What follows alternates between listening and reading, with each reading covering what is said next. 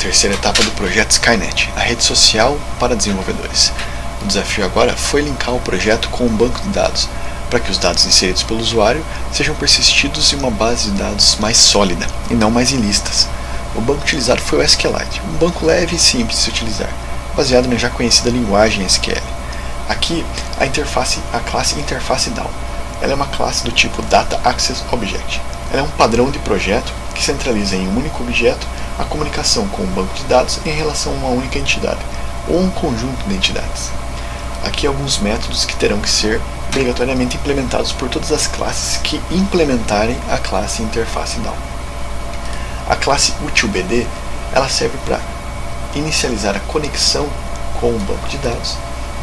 Ela cria o banco de dados local e ela cria as tabelas. As tabelas aqui apresentadas, nelas estão contidas toda a parte da linguagem SQL que vai criar as colunas para que os dados possam ser persistidos pelo usuário. A main segue muito parecida como era antigamente, aqui apresentado para vocês. A diferença é que agora ela tem alguns objetos DAO que vão auxiliar ela a captar os dados inseridos pelos usuários para que possam ser persistidos no banco. A gente já pode ver aqui um exemplo de dados sendo captados e inseridos no banco. Por exemplo, o usuário coloca o seu username, password, o nome completo, data de nascimento e o status de relacionamento, e esses dados são salvos numa variável chamada novo usuário, do tipo usuário. Depois que esses dados são salvos, é chamado o método adicionar da classe userDAO e repassado como parâmetro aquela variável novo usuário anteriormente, com todos os dados que o usuário acabou de inserir. Nós vamos dar uma olhada como é que ficou o projeto. Aqui do lado a gente consegue ver a tela inicial. A gente pode criar uma nova conta. O nome do usuário pode ser o Carlos. O Carlos, o password dele vai ser 123. O nome completo vai ser Carlos Silva. Data de nascimento 5/05/1990. E ele é solteiro. Muito bem, esse dado foi criado. Como que a gente sabe que foi criado? Quando a gente analisa o banco de dados, aqui em Down Refresh, o Carlos já está lá, persistido no banco de dados na tabela usuário. Aqui a gente faz o login agora. Vou fazer um login com um usuário pré-estabelecido anteriormente, que já tinha inserido no início do banco de dados. A tela de menu do CRUD segue praticamente igual, sem diferenciações. A única diferença é que agora esses dados não ficam em listas, e sim ficam no banco de dados. A gente pode pegar como um exemplo aqui o número 3, Marketplace. No Marketplace a gente pode inserir uma nova venda. Aperta 1, a gente vai vender o que? Um PS4. O preço dele está R$500. Lembrando que tem que se utilizar a vírgula, porque se utilizar o ponto ele vai dar erro. E a descrição diz que está quase novo. Ok, esse dado foi inserido na tabela Marketplace. Vamos ver lá? A gente pega, escolhe a tabela Marketplace e está lá. Usuário Adam, PS4, R$500 e está quase novo, certo? Ainda na Marketplace, a gente pode listar as suas vendas, as vendas que o usuário fez. Como a gente faz isso? Aperta o número 2, ele vai aparecer aqui. Então, o usuário número 1, o usuário Adam, ele colocou essas vendas aqui. A gente consegue ver como que essa relação é feita na tabela User Marketplace, que relaciona usuários com o mercado. Para que servem essas tabelas? No SQL, quando a gente vai fazer a modelagem de banco de dados, existem tabelas que elas têm certas conexões, porém elas têm um relacionamento que às vezes é um pouco complexo. Ele chama de N para N. Por exemplo, algo N pode ter vários, algo da tabela A pode ter vários da tabela B, e algo da tabela B pode ser de vários da tabela A. Quando esses relacionamentos existem, é necessário fazer uma tabela intermediária que relacione usuários específicos com produtos específicos.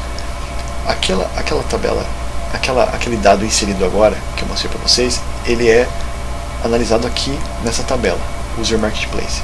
O usuário 1, que no caso ali é o Adam, usuário 1, ele tem o produto 1 e o produto 2 inseridos por ele, que é o que a gente nota aqui, o produto 1 e o produto 2.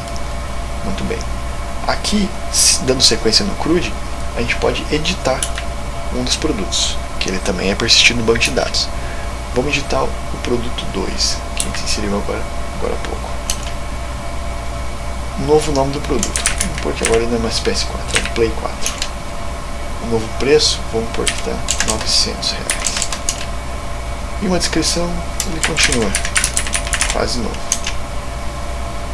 Vamos dar uma olhada no banco de dados para ver como isso foi persistido. A gente seleciona a tabela Marketplace, dá um refresh, está aqui, Play 4, 900, quase novo. Voltando para o Eclipse, a gente pode também excluir algum produto. Apertando aqui o número 2, remove o produto. Ele pede para você selecionar o número do produto que você quer remover. Vamos remover o primeiro produto, que no caso é esse daqui, né? Muito bem, o produto foi deletado. Vamos lá para o banco de dados, vamos dar um refresh e pronto, o primeiro produto tinha sido deletado. Ficou apenas o segundo produto que a gente inseriu junto aqui agora. Voltando para o menu principal. Bom, esse é o CRUD utilizado aqui na nossa rede social. Ele é basicamente o mesmo CRUD para todos os outros, para todas as outras possibilidades, que é o Posts, o próprio Marketplace e o Events. Um bacana que a gente vê aqui, que é um pouquinho diferente, é o Friends, que é como se fosse para você seguir alguns usuários. Você aperta ali em Friends, aí você vê os seus friends. Você já vê que eu tenho um friend aqui, um amigo que eu tenho na minha rede social, que eu sigo, que é a Angela. Como que essa associação é feita? Vamos lá no banco de dados. A gente seleciona a tabela Follow, e ela, naquela mesma lógica das tabelas intermediárias, da relação N para N, ela tem aqui a pessoa que é o seguidor e a pessoa que está sendo seguida. O seguidor, ele usa aquele ID que eu falei anteriormente para vocês, que era uma chave primária, que é um identificador único. Então, a chave primária do Adam é o 1 e o da Angela é o 2. Se o Adam estivesse seguindo mais alguma outra pessoa, ia estar aqui a chave primária é 1 do Adam, né, aqui embaixo, e a chave da outra pessoa, que provavelmente seria um número diferente de 1 e de 2, porque essas duas chaves já estão utilizadas. Aqui a gente pode listar todos os usuários que existem. A gente aperta o número 1, ele vai estar lá, Adam, a Angela e o Carlos. Muito bem, a gente pode seguir um novo amigo. Então a gente aperta 1 para seguir um novo amigo, e a gente aperta o número, escolhe o número do amigo. Vamos seguir o Carlos, que é o número 3. Aperta 3 aqui, e o Carlos está adicionado aos nossos amigos. Vamos lá no banco de dados para ver se isso realmente ocorreu. Refresh, está lá, Adam, que é o ID 1, seguiu o Carlos, que é o ID 3. A gente pode voltar para o menu principal, entra novamente na classe Friends e a gente pode dar um unfollow, deixar de seguir alguém. A gente aperta o número 2 e a gente escolhe o número do amigo que a gente quer deixar de seguir. Por exemplo, a Angela é 1, o Carlos é o 2. Vamos deixar de seguir o Carlos. Aperta o número 2. Pronto, o Carlos não é mais nosso amigo. Como que a gente sabe? Refresh. E está lá o status inicial. A Adam, que é o número 1, e a Angela, que é o número 2. Muito bem. Aqui foi uma apresentação mais resumida, porque no vídeo anterior a gente já tinha mostrado como que funcionava o CRUD. O CRUD continua praticamente a mesma coisa. A única diferença é que agora os dados são persistidos de maneira diferente. Pois bem, obrigado por todo mundo que está acompanhando aí. O código completo para esse projeto está no GitHub. E abraço para todos. Até mais.